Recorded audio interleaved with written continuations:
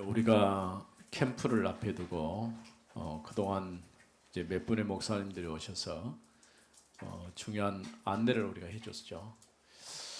이제 캠프는 무엇을 한다라기보다도 먼저 우리 자신이 좀 은혜 받고 힘을 얻는 기회가 되도록 그렇게 했으면 좋겠고, 우리 교회 시간표 상으로 아주 적절한 시간이에요. 일부러 내가 부탁을 했어요. 노예 쪽에 캠프 일정, 우리 교회 일정을 좀 잡아달라. 왜냐하면 예전에 캠프는 교회 여러 교회를 이렇게 한 번에 이렇게 하다 보니까 관리가 잘 안 돼요. 캠프 했다는 흔적만 남지 결과가 없어요. 근데 오늘 이제 우리 교회를 집중으로 또 우리 교회 중심으로 이렇게 노예가 하는 이 캠프에 대해서 관심이 많더라고, 사람들이. 예부에서도. 이제 결과는 하나님이 하실 일이겠지만은 그동안 우리가 이제 사도행전의 말씀을 쭉 보면서 시간표 따라서 지금 쭉 메시지를 하고 있는데, 오늘 이제 우리가 이 전도 캠프와 삼천 제자 운동 이런 제목으로 오늘은 내가 여러분에게 메시지를 하고, 또 다음 주 두 주는 우리 홍 목사님이 이제 캠프 진행을 어떻게 해 나갈 것인가, 거기에 관해서 설명을 해줄 것입니다. 우리가 읽은 사도행전 13장 1절에서 4절 보면은 최초로 두 사람의 선교사로 바나바와 바울이 선택돼서 나갈 때에 교회가 한 일입니다. 교회가 뭘 했습니까? 금식하며 기도했다는, 따로 사람을 세웠다는 거예요. 근데 그 가운데는 선지자도 있었고 교사도 있었고 여러 명의, 어떻게 보면은 교회 지도자, 사실은 교회가 교회 지도자를 밖으로 내보내는 것은 쉬운 일이 아니에요. 만약에 여러분 생각해 보세요. 우리는 단기로 이렇게 잠깐 해외에 나가서 사역을 하고 이렇게 다시 돌아오지만은, 지금 바울 팀이나 이 팀들은 어떻게 남은 평생 출발해가지고 안디옥, BCD 안디옥, 이게 요즘에 시리아죠. 지진 나가지고 어려움 나오고 있는데, 시리아 안디옥에서 출발해가지고 쭉 돌아서 BCD 안디옥까지 쫙, 안디옥이라는 두 군데 나와요. 여러 소아시아 이런 지역들을 1차 전도 여행을 하고, 2차 여행 때에 바나바와 갈라서죠. 그리고 또 3차 이렇게 쭉 갔어요. 근데 바울 사역의 특징이 뭐냐면은, 일단 대도시를 중심으로 해서 공략을 했어요. 그 가운데 하나님께서 선택된 사람을 선택해 가지고 그를 중직자로 세우고, 중직자가 세워지면 그 다음에 교회가 세워지는 거예요. 그리고 그 다음에 계속해서 제자 운동이 일어나는 것이죠. 그래서 결국은 사도행전 1장 8절 말씀이 어떻게 성취되었는가? 사도행전 역사가 사도행전 1장 8절 말씀이 성취거든요. 네, 1장 1절, 3절, 8절이 이제 처음 오직 그리스도, 오직 하나님의 나, 오직 성령 충만, 이 그리스도로 탐난 사람들이 오순절 성령의 강림 사건 이후부터 이제 그들이 가는 모든 현장이 살아나는 그런 놀라운 증거가 있었던 것을 보게 되죠. 왜 삼천 제자입니까? 여러분들은 기도하고 있는지 모르지만은 저는 늘 기도할 때마다 삼천 제자, 우리 교회 3,300 지교회다. 삼평 제자, 300 지교회다. 이게 언제 응답이 될지는 몰라요. 그러나 우리가 일단 기도 제목이니까 기도하면서 교회가 올바른 복음 운동이 일어나도록, 지역과 민족과 세계 살리는 교회로 세워지도록 그렇게 기도하고 있는 것이죠. 오전에도 잠깐 말씀을 했지만은 그래도 우리 성도들이 지금 상당히 이렇게 오후 시간에 이렇게 집에 안 가고, 오후 시간에 계속 메시지 듣고 이런 것은 지금 요 근래 없었던 일이거든요. 교회의 역사가 지금 시작되는 거예요.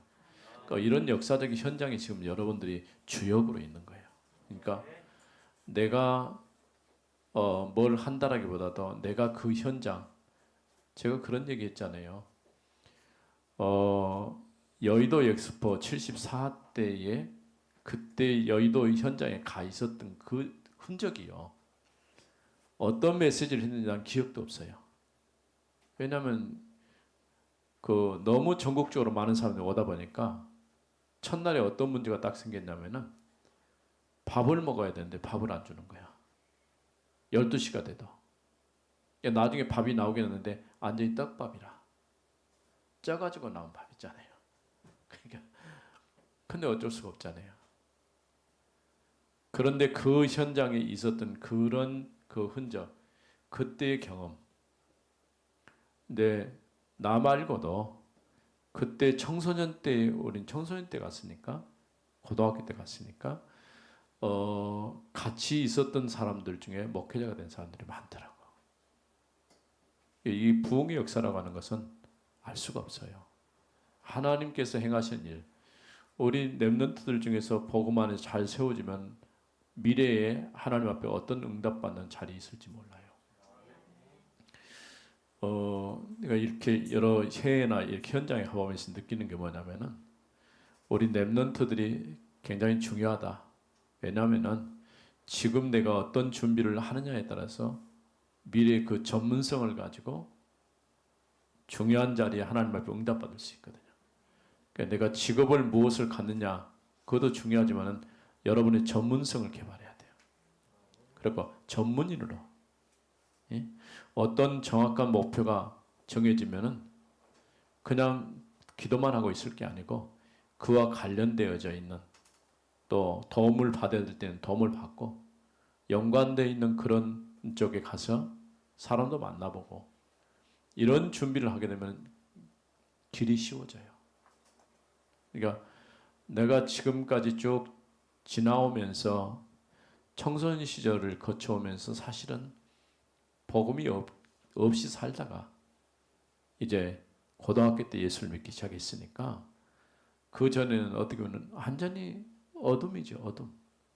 내가 생각해 보더라도 굉장히 그때는 문제가 심각했어요. 예. 말을 하지 않았지만은 심각한 정도가 아니지. 굉장히 여러 가지 상황이 어려웠죠. 그런데 그게 점점 풀리고 해결되어지고 내가 어떤 기도했으니 응답받았다 그게 아니라 복음 한 가지 알았는데 그리고 예배의 자리에 늘 나갔는데 그런데 점점 바뀌기 시작하는 거예요. 그 첫 번째 바뀐 게 뭐냐면 생각이 바뀌는 거예요. 그 생각이 다다 그랬잖아요. 생각이 딱 바뀌니까 내가 추구하는 가치가 달라지는 거예요. 그 삶의 목표도 달라져. 그러면서 내가 다른 사람을 보는 눈도 달라지는 거예요. 왜냐하면 사람들마다 각각 자기 형편과 처지가 있거든요. 또 상황도 있고. 그러니까 어떤 문제를 만들거나 문제를 일으킬 때는 그런 문제를 만들 수밖에 없는 그런 각인되고 뿌리내리고 체질화된 것이 있어요. 이거를 모르면은 저 사람이 왜 저러냐 이렇게 생각할 수 있겠죠. 그런데 어떤 문제를 만들고 어떤 사건을 만들고 이런 딱 때는 저분이 도움이 필요하구나. 그러니까 우리가 이제 그런 관점에서 봐야 돼요. 예. 앞으로 사람을 만나고 현장에 가면 저 사람에게 복음이 없어 그렇구나. 우리는 되게 이제 그렇게 보잖아요. 정말 저 사람에게 도움이 필요하다. 그러면 자연스럽게 우리가 도우면서 또 복음 전할 기회가 있으면 전하고 또 성급하게 할 필요도 없어요. 왜냐하면 들으려고 하는 사람에게 복음을 전해야지 진주를 아무에다 줄 수는 없잖아요. 우리가 가지고 있는 것은 최고의 가치 있는 것이기 때문에 이런 점에서 쓰는 게 어딨나? 이게 하도 오랜만에 잘 안 써가지고 해외 가서도 안 써요. 왜냐하면 써도 그 사람들이 모르니까 그냥 설명만 주로 하죠.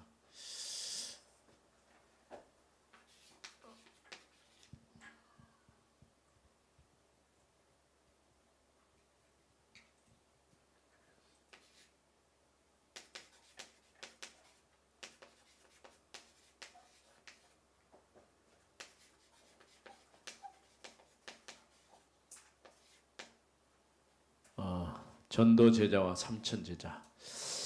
그 모든 시작, 우리가 모든 시작은 복음으로 시작해야 돼요. 그래서 우리가 사도행전 1장 1절, 3절, 8절 얘기하잖아요. 이 답이 나와야 돼요. 오직이란 답, 오직 그리스도, 오직 하나님의 나라, 오직 성령 충만. 이걸 여러분들이 좀 잘 이해해야 돼요. 예, 누가가 누가복음을 통해서 데오빌로라는 사람에게 복음을 설명했어요. 그리스도께서 십자가에 죽으시고 죽은 자 가운데 부활하시고 또 그리스도께서 제자들 보는 가운데서 승천하셨어요. 재림 주님으로 오실 것이죠. 완전히 이 복음으로 답을 낸 것이죠. 이렇게 복음으로 시작하고 하나님의 나라. 우리가 응답받아야 할 게 하나님의 나라. 지금 우리 성도들의 삶은 하나님의 나라의 축복을 누리면서 사는 거예요. 우리가 예전에 우리 부흥회 목사님들은 이제 이거를 어떻게 가르쳤냐면은 예수 믿으면 죽어서 천국 간다. 오늘 당연히 가겠죠. 너무 멀어요. 죽어서 갈 것 같으면 너무 멀잖아요. 지금 이게 우리가 누려야 될 것이 하나님의 나라잖아요. 왜냐하면 예수님이 3년 6개월 동안 이 얘기만 했어요. 회개하라, 천국이 가까이 왔느니라. 그때부터 선포해가지고 하나님의 나라는 이와 같다. 비유를 들어서 쭉 설명하시고 요한계시록 마칠 때도 새 하늘과 새 땅이 임하는 것을 통해서 하나님의 나라가 완성될 것을 얘기하고 있는 거예요. 이 답을 가진 사람들이 우리가 성령 충만받아서 세계복음화 언약을 이룬 거죠.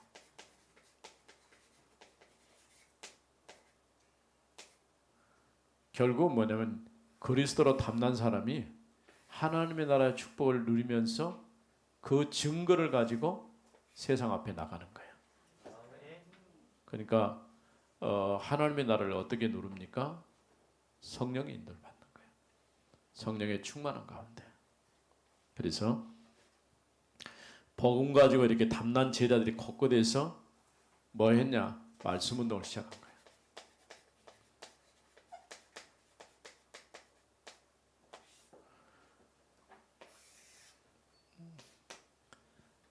첫 번째, 언약 붙잡고 시작을 해라.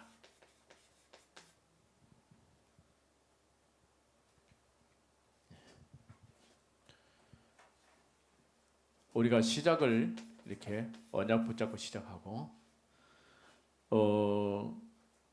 이미 서론에서 얘기한 것처럼 완전히 그리스도로 답내고 그 다음에 하나님의 나라 그리스도로 해답을 얻고 하나님의 나라의 응답을 받고 또 우리는 땅끝까지 증인으로 이게 우리 어떻게 보면 우리 삶의 결론이 돼야 돼요. 그러니까 내가 무엇을 하며 살 것이냐 이 답이 있어야 돼요. 그러니까 어떻게 보면 복음이면 다 끝이다라는 그 답이 나와야 돼요. 그러니까 우리가 이 답이 안 나오면은 뭔가 또 갈구한 사람처럼 다른 걸 찾게 돼요. 복음 말고 뭐 기독교 방송 여러분 많이 듣죠? 듣기도 해야 돼요. 근데 너무 지나칠 정도로 너무 틀려버리면 안 돼요. 왜냐면 목사님들 설교가 좋은 설교도 있고 뭐 나쁘다기보다도 얼마 전에 내가 설교를 들었는데 여전히 그 적극적 사고방식 그거 가지고 설교하는 분도 있더라고. 그러니까 이게 맞는 말 같은데 잘못된 각인되는 거예요. 그러니까 어떻게 보면 우리 신앙도 사상이거든요. 이 사상이라는 게 참 무서워요. 이게 한번 잘못된 사상, 그러니까 관점이 틀리다는 거죠. 보는 관점. 왜 그 공산주의 운동하는 사람들 있잖아요. 뭐 이런 사람들 사상과 또 민주주의 운동하는 사람 차이가 날 수밖에 없는 것은 벌써 보는 관점이 틀려요. 그러다 보니까 그 영향이 큰 것이죠. 근데 한 번 딱 들어가 보면 또 안 바뀌어요.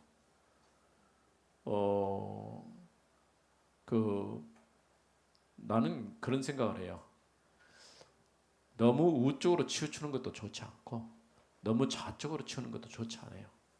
이게 자나 우나 이게 자란 말은 좌측이란 말은 진보적인 생각을 가진 사람들이고 우측이란 말은 보수적인 생각. 보수적인 생각은 안 바꾸려고 하는 사람들이고 진보적인 생각은 바꾸려고 하는 사람들이고 이게 둘이 협력해 갖고 잘 만들면은 참 좋을 것 같아요. 이게 잘 안 돼. 그 생각이라는 게 참 아까 내가 얘기했죠. 생각이라는 게 참 무섭죠. 자, 그래서 우리가 사도행전을 보면 가장 첫 번째 나온 게 언약과 관련해서 조금 얘기하다가 두 번째 나온 것이 뭐냐? 준비를 했는데 뭘 준비냐? 사람을 준비해요. 사실은 사람 준비가 다 끝나요. 마띠아가 선택된 것은 가룟 유다 대신에 한 자리를 맡겼다 그 정도가 아니고 사람을 준비시킨 거예요. 그래서 우리도 이 캠프를 하면서 가장 예비 캠프라 이렇게 하면서 뭘 했냐? 우리 사람을 준비한 거예요. 이 준비가 사실은 다예요. 이런 준비가 되어보면 사실은 쉽거든요. 그래서 어떤 준비냐? 일단은 말씀 사역자.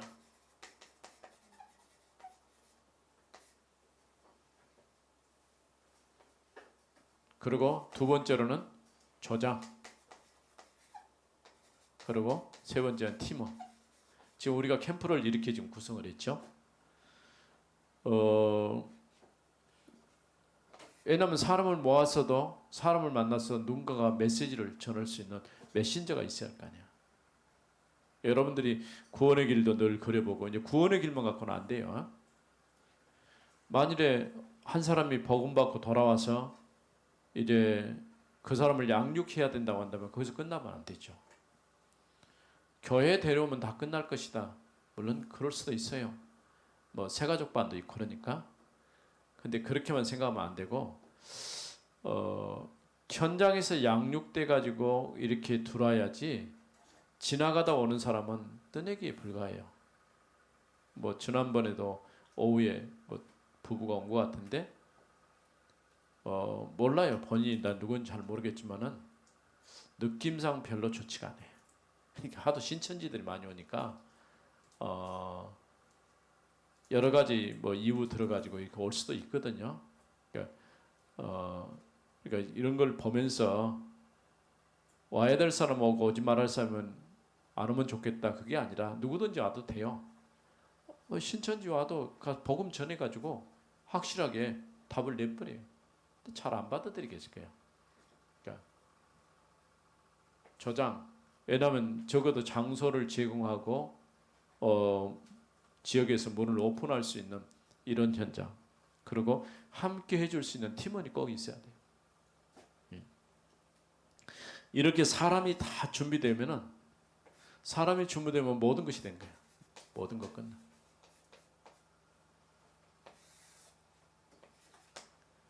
이제 오늘 내가 주로 다루려고 하는 게 이제 세 번째예요. 복음으로 현장을 살려. 이제 우리가 가야 될 것은 이제 현장이죠.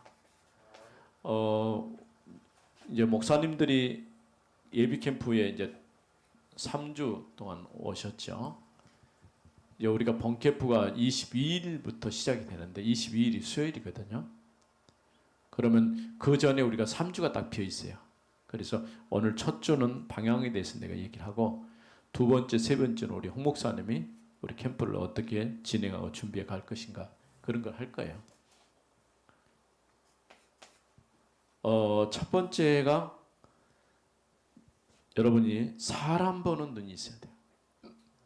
사람. 이 눈이 사람 보는 눈이 꼭 있어야 돼요. 그래서 사람을 보면서 어떻게 그러면은 사람들 중에서 갈급한 사람이 있어요. 갈급한 자. 영적으로 굉장히 시달리고 어려움 당한 사람도 있지만은 특별히 갈급해. 말씀에 대해서 갈급한 사람도 있더라고 보니까. 진짜 말씀 듣고 싶어 해서 이런 사람을 우리가 볼 수 있어야 돼요. 그러면서 갈급한 중에서 하나님께서 예비해 놓은 사람, 예비해 놓은. 누디아 같은 경우 보세요. 나를 주민인 줄 알고도 우리 집에 가자. 이런 사람이 있을 수 있다니까요. 없을 것 같죠? 그렇지 않아요. 있어요, 얼마든지. 또 그러면서 이제 우리 주위에 많이 있는 사람들이 뭐냐면 영적 문제 가진 사람들이 많아요. 그러니까 이 답이 없으니까 사람들이 뭐 합니까? 어떤 종교라든가 다른 어떤 사상에 이렇게 심취되어 있는 우리가 생각지도 못하는 어떤 다른 뭘 하고 있는 사람들이 참 많더라고. 요즘 같은 경우는 또 아파트 문화다 보니까 일단 집 안에 들어가면 안 나와요. 뭐 나와야 맞느니. 더는 코로나 상황이 되니까 더더운 더 안 나와요. 그러니까 밖에 사회생활 활동하는 사람들 말고는 이런 문제가 좀 있죠. 그런데 이 가운데서 하나님께서 정말 준비해 놓은 사람, 하나님이 준비해 놓은 사람이 있는데 그 가운데 이제 충성된 사람, 또 사명자도 있을 수 있어요. 그래서 이런 참 제자를 우리가 찾아야 돼요. 결국 우리가 남길 것은 이런 제자.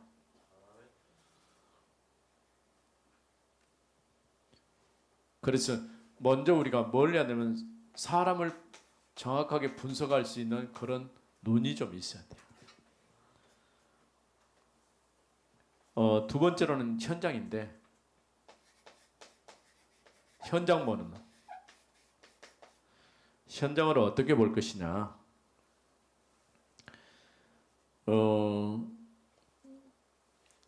특별히 사도행전을 우리가 쭉 보면요. 사도행전 3장에서 안진뱅이 사건이 있었죠. 성경이 뭐라면 베드로가 요한과 더불어서 주목하여 봤다 그랬어요. 봤다는 얘기거든요. 주목하여.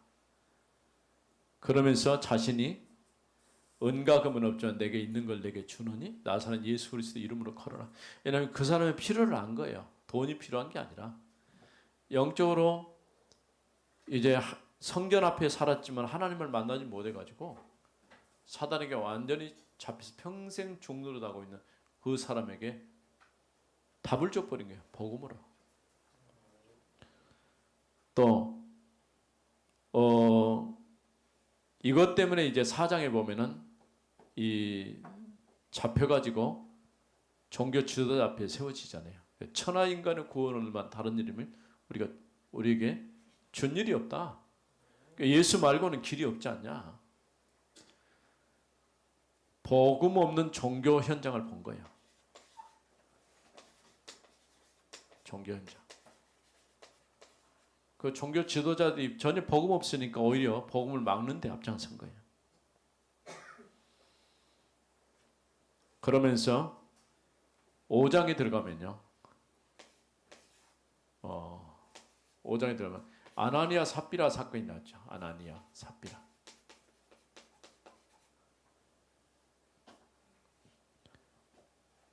여기서 우리는 뭘 볼 수 있냐? 정말 참 제자인지 아닌지 알 수가 있어요. 참 제자. 그리고 6장에 들어가서 중직자가 세워지죠. 6장 중직자.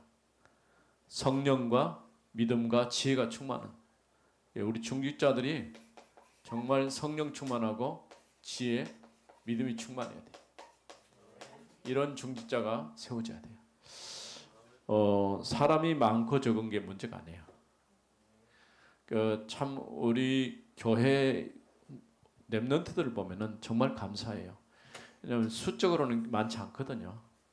그런데 각각 자기 위치에서 응답받아 가면서 이렇게 인도받는 우리 렘넌트를 보면은 참 감사해요. 또 이번에도 보니까 우리 안연이 같은 경우는 내가 그랬죠. 서울로 가서 야 서울에 가서 살지 말고 강주 내려 살면서 교회 지켜야지.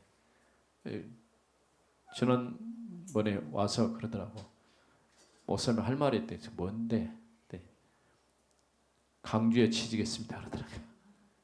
그래서 뭐 어디를 갔는데 학교 아마 기간제인지 모르겠는데 교사로 이렇게 들어간 것 같아요. 자기 전문성 살려가지고 얼마나 좋아요. 이 기특하거든요. 그러니까 여러분 교회 중심으로 생각하는 게 중요해요. 그것도 없이 막 그냥 내가 직장 따라서 이렇게 갈 수도 있겠지만은 그러나 어쨌든 교회를 세우고 또 우리 후배들을 믿음 안에 세워가는 거 이건 굉장히 중요하다고 할 수 있어요. 그러면서 7장에 보니까 처음 순교자가 나오죠. 순교자. 스데반 같이 복음 때문에 쉽게 말하면 복음을 위해서 목숨 걸었다 그 말이에요. 이런 참 제자가 나와야 돼요. 이게 필요한 것이죠. 그리고 그러면서 이제 8장에 들어가니까 뭐가 나왔습니까? 사마리아 현장이 나오죠. 사마리아, 에디오피아. 근데 여기 보면은 사마리아에서 복음 전하니까 그 현장이 살아나요. 큰 기쁨이 있었다. 근데 그 사이 무슨 일이었습니까? 그동안의 영적인 문제가 심각했죠. 불치병자들 많고 영적인 문제가 심각하단 말은 이어서 불치병자가 많은 거예요. 어느 마을이든 이렇게 가보면요. 그 마을이 형성된 걸 봤을 때 영적인 문제가 심각한 지역일수록 환자가 많아요. 그러니까 굉장히 중요한 겁니다.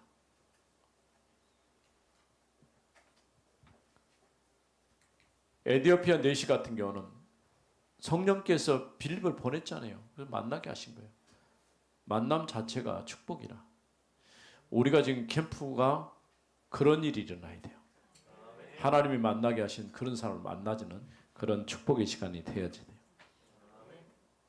그러면서 9장에 들어가니까 누가 이제 핍박자가 전도자로 바뀌죠. 전도자. 이방을 위한 택한 나의 그릇이라. 바울이 부활하신 그리스도를 만나고 완전히 인생의 답을 내. 그러니까 360도로 완전히 싹 바뀌는 거예요. 이런 역사가 일어난 것이죠. 그러면서 이래 10장에서는 이방인 고넬료 노마의 백부장이잖아요. 사도행전 결론이 노마까지 가는 거잖아요. 노마 복마.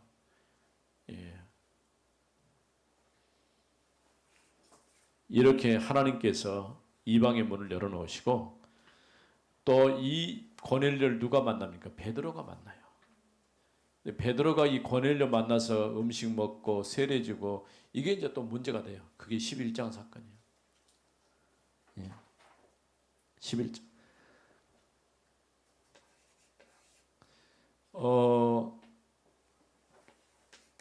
아직도 율법과 복음이 정확하게 정리가 안 돼 있어요. 그러니까 복음을 말하면서도 율법적인 색깔이 강한 사람이 있어요. 여러분들도 그런 게 있어요. 우리가 복음 말한다고 하면서도 굉장히 율법적인 그런 생각을 가지고 있는. 베드로가 그랬죠. 왜 할례 받은 사람이 할례 받지 못한 집에 가서 음식 먹고 같이 있었냐. 이렇게 이런 문제가 11장에 일어났죠. 그러고 나니까 11장에 또 어떤 일이 있었습니까? 안디옥 교회가 스데반의 환란 때문에 세워진 안디옥 교회가 세워지죠. 또 한 번의 전환점이 왔어요. 그리고 12장에 교회가 큰 위기를 만나죠. 베드로가 감옥에 갇히죠. 예. 환란이 임하게 되죠. 이렇게. 그리고 그런 가운데서 13장에 드디어 안디옥 교회가 최초의 선교사를 보내게 되죠. 팀으로 보냈죠. 팀.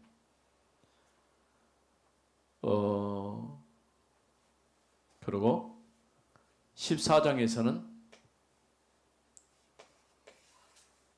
루스드라에서 누구를 만나요? 디모데를 만나요.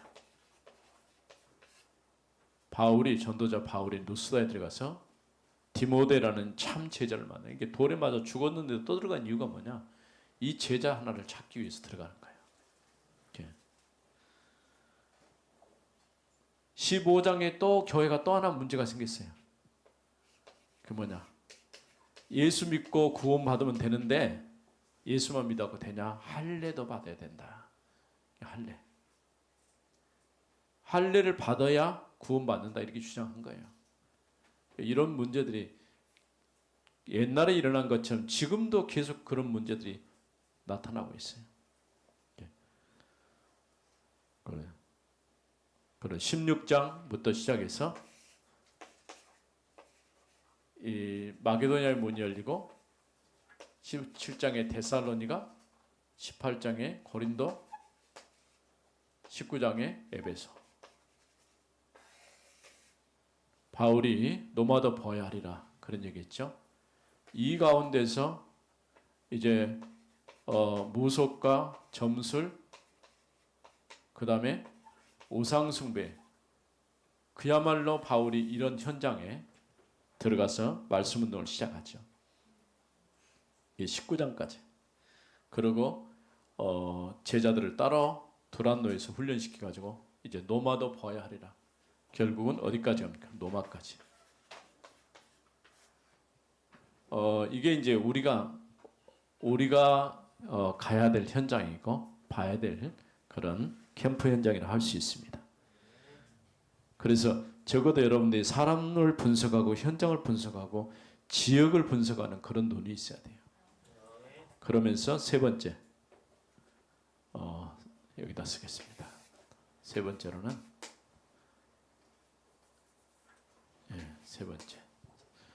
번째로는 이제 지역 보는 문제. 지역. 어차피 여러분들이 지금 우리가 살고 있는 지역 현장을 놓고 봐야 되잖아요. 세 가지 관점에서 보면 돼요. 황금어장, 사각지대, 재앙지대. 이걸 보면서 그 지역의 영적 흐름이 뭔지를 보면 돼요. 영적 흐름. 틀림없이 지역을 장하고 있는 영적 배경이 있거든요. 마가복음 5장에 보면은 그 군대 귀신 들린 자를 예수님이 치료한 일이 있었죠. 그때 그 귀신 들린 자가 예수님이 말하는 나를 이 지역에서 나가라 하지 마세요라고 하세요. 돼지떼에 들어가서 돼지가 몰살했잖아요. 그러니까 지역을 잡고 있다고 말이에요. 그러니까 언제든지 우리가 봐야 될 게 뭐냐면은 한 개인에게도 사단이 역사하지만은 지역을 잡고 있는 거예요. 그리고 우리가 지금 용어를 좀 잘 선택해 써야 되는데 귀신이란 말을 우리가 쓰잖아요. 나는 사실은 귀신이란 말을 별로 좋아하지 않아요. 왜냐하면 원래 지금 성경 번역을 좀 잘못했어요. 약한 영이란 약한 영 이렇게 말해야 돼요. 근데 우리 사회에서는 귀신이라는 것이 이게 통용되다 보니까 저런 단어를 쓰고 있는데 실제로는 사단이 부리는 악한 영이에요. 그런데 이런 악한 영들이 지역을 장하고 있는 거예요. 또 한 개인을 잡아버리면 그 사람을 노예 삼아버리는 거죠.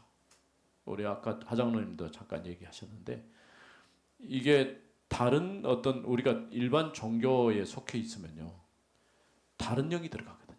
그러니까 혼미하게 만들어요. 그런 일들이 있어요, 실제로. 그러니까 여러분들 지역을 보면서 지역의 영적 흐름을 정확하게 보면은 내가 해야 할 일이 다 나오는 것이죠. 그래서 먼저 우리가 기도해야 될 부분이 그런 부분이에요. 지역 현장을 놓고 기도할 때 하나님의 중요한 인도를 받게 되는 것이죠. 정확한 복음 가지고 있으면 현장과 사람 그리고 지역이 보이기 시작하는 것이죠.